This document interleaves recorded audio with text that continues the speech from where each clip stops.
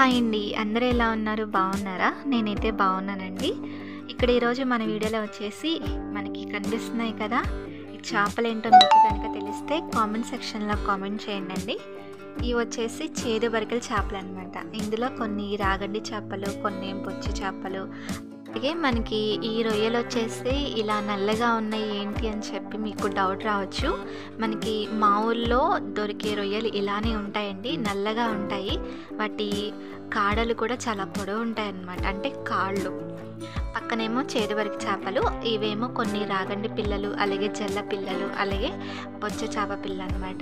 ఇక్కడ మేము చేదువరికలను అయితే మేము వండుకోవట్లేదు, మా మామగారికి ఇచ్చేసాం అనమాట. సో మేము ఈరోజు కర్రీ చేసుకోబోతే వచ్చేసి ఈ చిన్ని రొయ్యలు, అలాగే ఆ జల్ల చేప, అలాగే రాగండి బొచ్చ చేప, అవి ఎన్నో ఒక 4-5 చేపలు ఉన్నాయి. ఇంకా సో ఇలాంటి రొయ్యలు మనకి ఎప్పుడు దొరకవు అనమాట. సో అందుకని మేము ఈరోజు కొన్ని టేస్టీ చేపలు అలాగే రొయ్యలతో మేము కర్రీ చేసుకోబోతున్నాం. చూడండి, ఇక్కడ కనిపిస్తున్న చేప వచ్చేసి రాగండి చేప పిల్ల అనమాట. అది అంటే మనకి పెద్ద పెద్ద చేపలు ఉంటాయి కదా, రాగండి చేపలు, దాని పిల్ల అనమాట.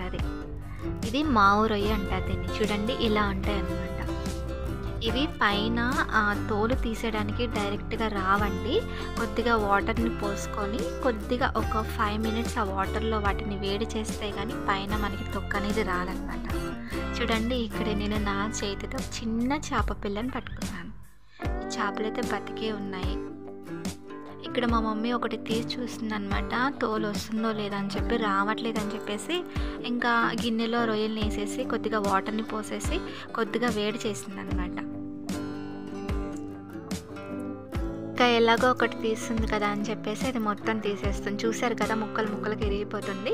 ఇప్పుడు దీనిలో కొద్దిగా వాటర్ని పోసుకొని పైన మూత పెట్టేసి ఒక 5 మినిట్స్ వేడి చేస్తే మనకి ఆ రొయ్యలన్నీ చనిపోయి మనకి అవి రెడ్ కలర్లోకి వచ్చేస్తాయి అనమాట.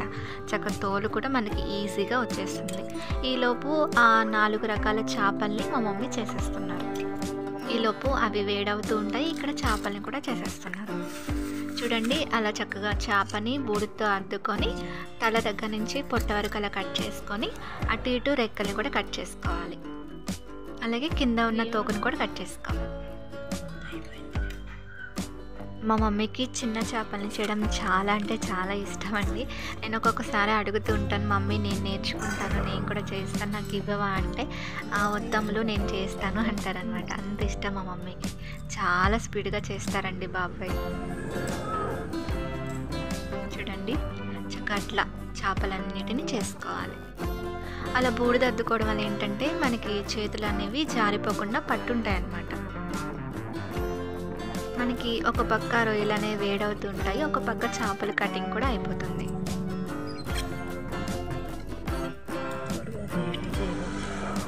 పల్లెటూరులో ఉన్న వాళ్ళకి ఇలాంటి ఫెసిలిటీస్ ఉంటాయండి.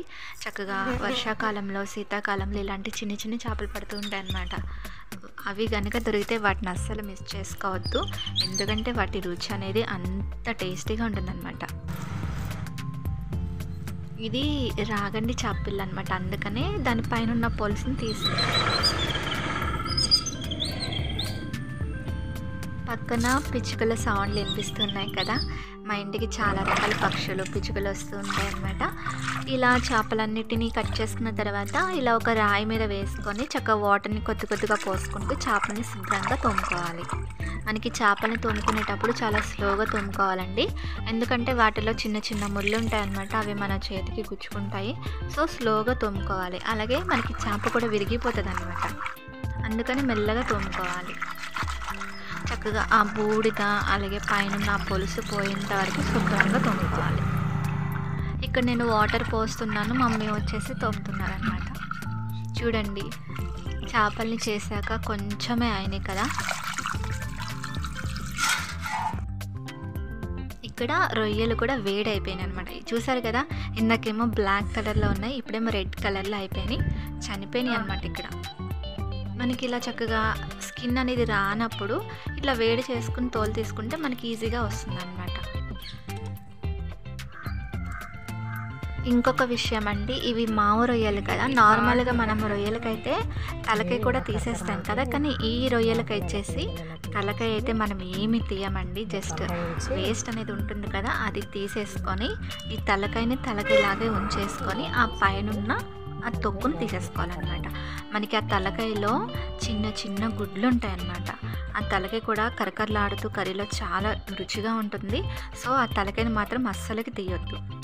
ఈ రొయ్యలన్నిటిలో జన అనేది ఉందండి, అంటే పిల్లల్ని పెట్టడానికి రెడీగా ఉన్నాయన్నమాట. ఆ కాళ్ళని అలా తుంచేసుకోవాలి. చూడండి మమ్మీ క్లీన్ చేస్తున్నారు చూడండి, ఆ విధంగా క్లీన్ చేసుకోవాలి.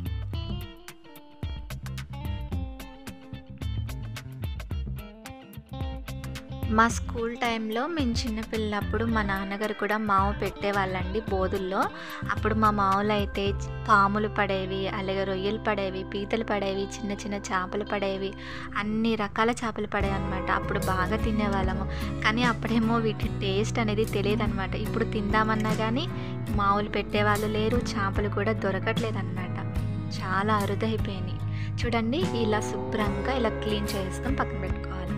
ఇప్పుడు ఇంకా కర్రీ చేసుకోవడానికి రెడీగా పక్కన పెట్టుకున్నాం అనమాట.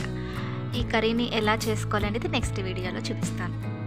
ఈ వీడియో కనుక మీకు నచ్చితే ఒక లైక్ చేయండి, మీ ఫ్రెండ్స్కి షేర్ చేయండి. మీరు ఎవరైనా మన ఛానల్ని కొత్తగా చూస్తున్నట్లయితే విన్నీ కుకింగ్ ఛానల్ని సబ్స్క్రైబ్ చేసుకోండి. Thanks for watching.